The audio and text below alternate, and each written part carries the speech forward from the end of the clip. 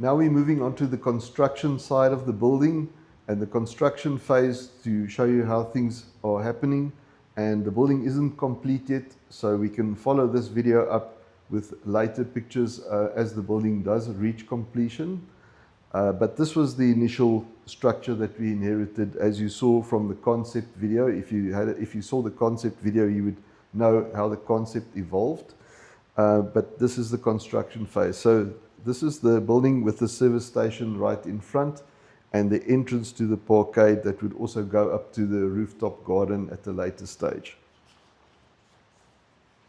Here we're looking at the building a little bit from this left-hand side, showing what you would see as passing traffic and coming past this very ugly existing building.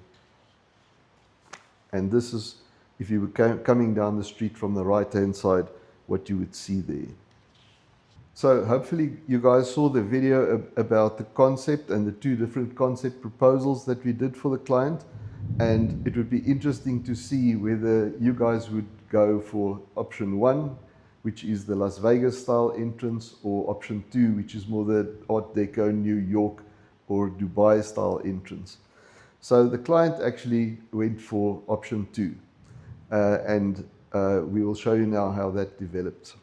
In order to tie together the new building on the right-hand side with the old building on the left-hand side, we decided to bring a flying beam across the front of this building to bring both buildings forward into the same plane, but at the same time you can actually look through the building. So it's not just a flat surface, it's a building with a lot of depth, things moving forward and backward and giving it complexity. So this is the aluminium cladding that we are facing onto the existing concrete around the building. And here you can see the entrance feature being constructed. So if you're coming through Parkmore and you approach the building from the west side, this is the side that you would see of the building. And here you can see that we're also adding some decoration onto the building to make it look for passers-by coming down the road. And we're even using some perforated plates here with tree motifs onto it, like winter-style tree motifs without leaves on them. And then here you can now actually see the cladding going onto the concrete structure. So the concrete structure is getting hidden behind as we actually clad in front of it, giving us the opportunity to create a whole new face to the building. So here you can see the concrete superstructure. And onto the concrete superstructure, we designed a steel substructure that hangs off the concrete structure. And then actually onto the steel substructure, we put an aluminium substructure that carries the aluminium cladding. So here you can actually see the angular effect of how we tried to create depth and different angles with the aluminium facing in different directions, just 1 or 2 degrees.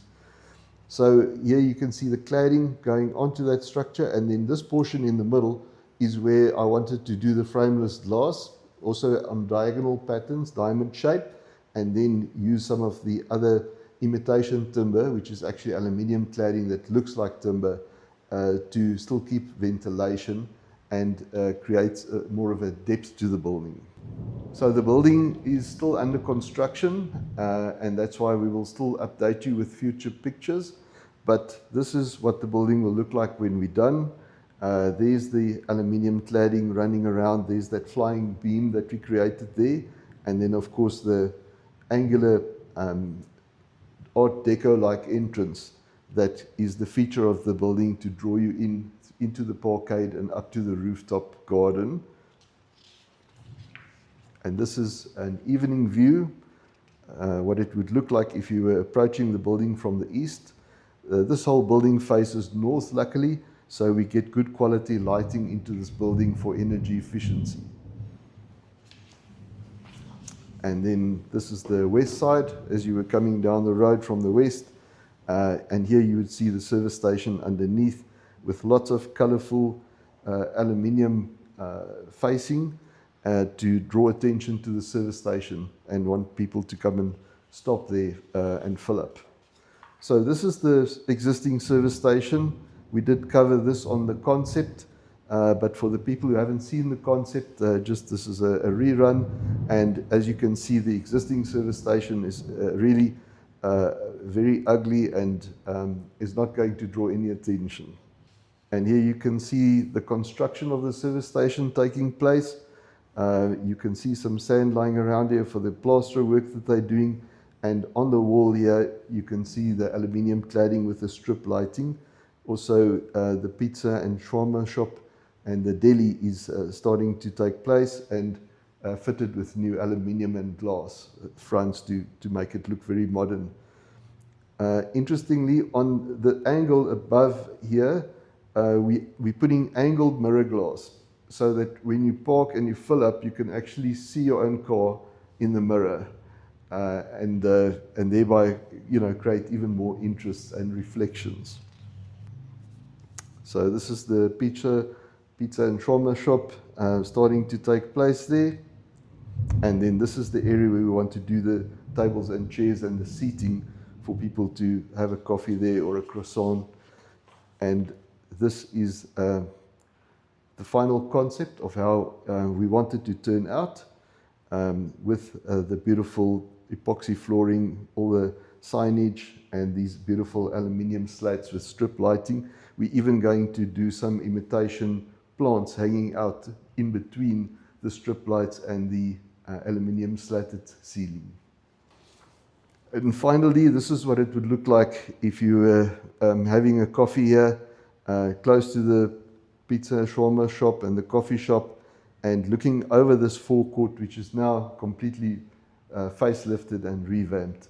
And what we have achieved with the greenery on the floor and on the walls and even in the ceiling is to create a softer atmosphere for people to enjoy the forecourt as opposed to sitting in this very hard concrete and plaster atmosphere.